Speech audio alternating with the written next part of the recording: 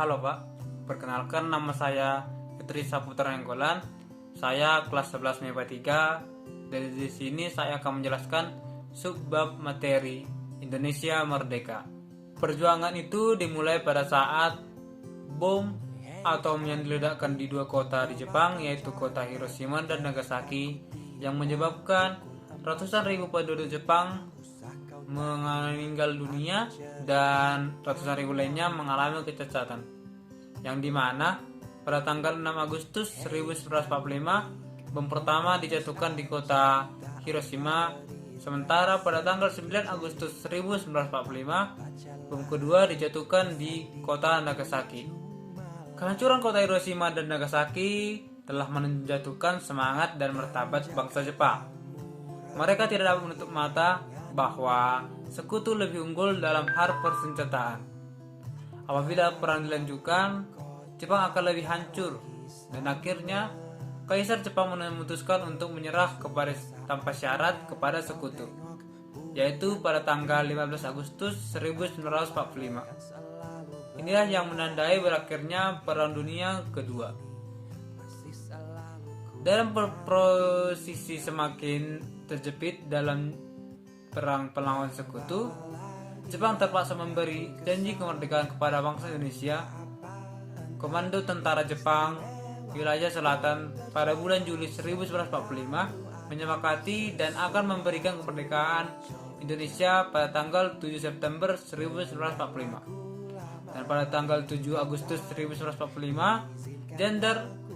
Jenderal Terauchi menyetujui pembentukan Dogoretsu Jumbi Inkai atau Panitia Persiapan Kemerdekaan Indonesia atau PPKI, yang tugasnya melanjutkan pekerjaan dari BPU PKI, yang dimana diketuai oleh Insinyur Soekarno dan Wakil Ketua Dr. Andes Muhammad Hatta. Kemudian terjadilah peristiwa Rengas Dengklok.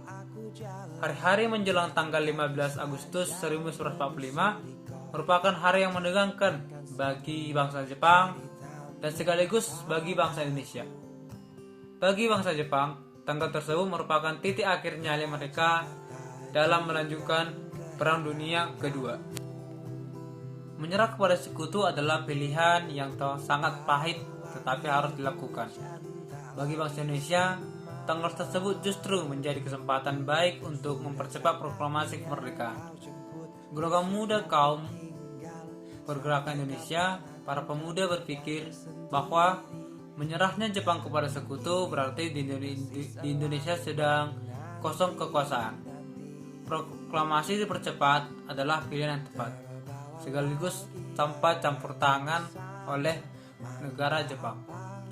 Para pejuang, terutama kaum muda yang melancarkan gerakan bawah tanah, segera mengetahui berita penyerahan Jepang itu. Oleh karena itu, ia segera menemui Muhammad Hatta.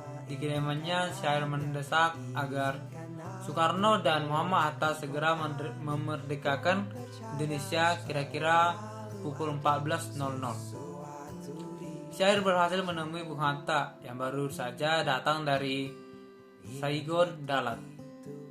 Syair menyampaikan informasi tentang menyerahnya Jepang kepada sekutu. Akan tetapi, Bung Karno belum bersedia sambil mencari kebenaran berita tentang menyerahnya Jepang kepada sekutu.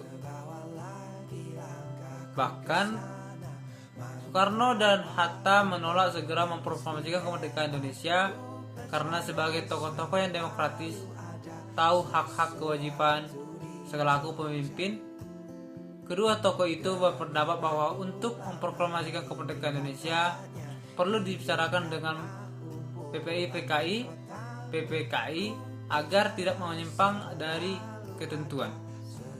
Akan tetapi, para pemuda berpendapat bahwa proklamasi kemerdekaan Indonesia harus dilaksanakan oleh kekuatan bangsa sendiri, bukan dari PPKI. Menurut para pemuda PPKI,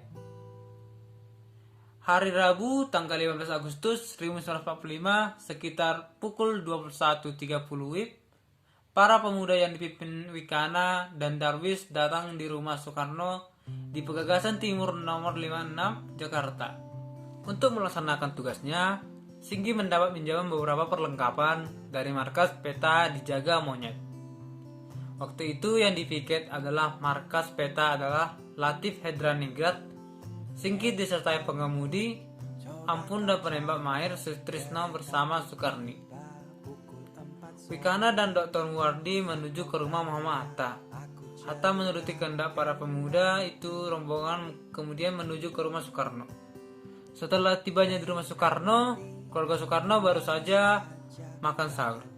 Setelah permisi, Sigi masuk dan menyetujui asal Pak Mawati, Guntur yang dulunya masih berusia sekitar 8 bulan dan Mama Hatta ikut serta. Pemuda pun mengiyakan permintaan Soekarno. Tanggal 6 Agustus 1945 pada pukul 4.00 pagi, rombongan Soekarno, Mama Hatta, para pemuda menuju ke arah timur.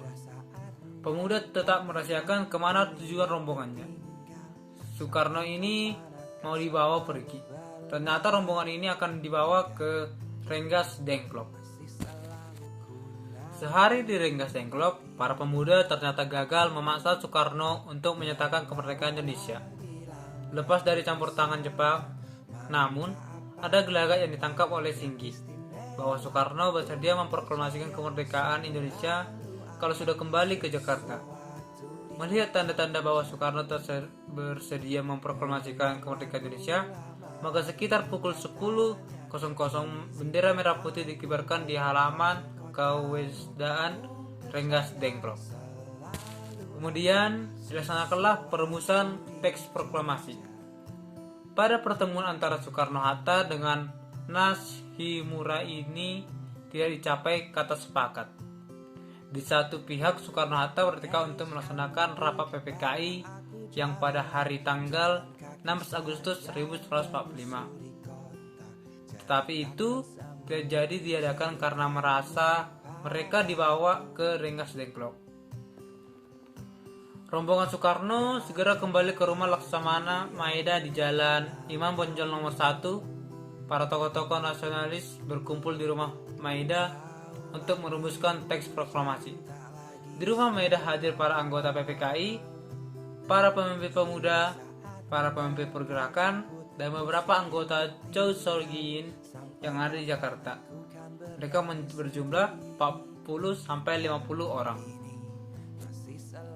Pada penulisan naskah proklamasi, Soekarno pertama kali menuliskan kata pernyataan proklamasi.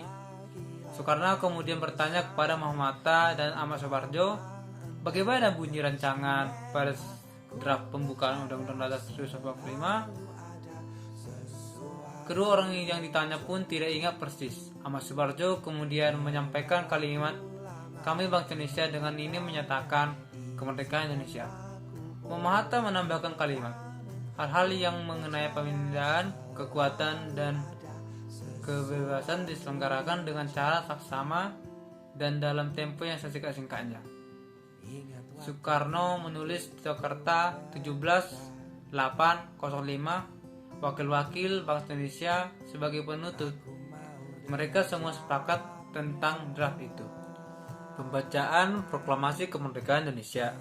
Pada pukul 5 pagi pada tanggal 17 Agustus 1945, para pemimpin dan pemuda keluar dari rumah Laksamana Maeda dengan diliputi kebanggaan.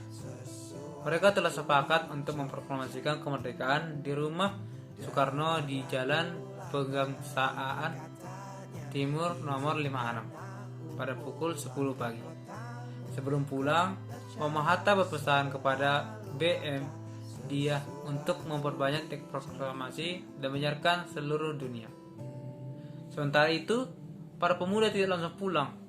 Mereka melakukan kegiatan-kegiatan untuk menyelenggarakan pembacaan naskah proklamasi.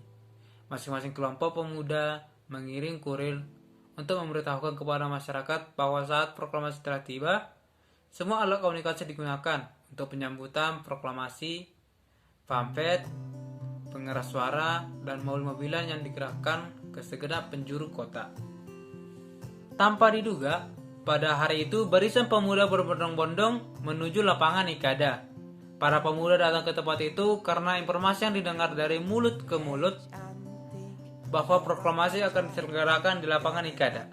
Rupanya, Jepang telah mencium kegiatan para pemuda malam itu, sehingga mereka berusaha untuk menghalangi lapangan Ikeda telah dijaga oleh pasukan Jepang yang bersenjata lengkap. Oleh karena itu, proklamasi tidak diselenggarakan di negara lain di lapangan Ikeda, tetapi dilaksanakan di Pegangsaan Timur nomor 56. Demikian Pak penjelasan saya tentang subbab Indonesia Merdeka. Semoga yang saya sampaikan ini bermakna untuk kita semua. Sekian dan terima kasih.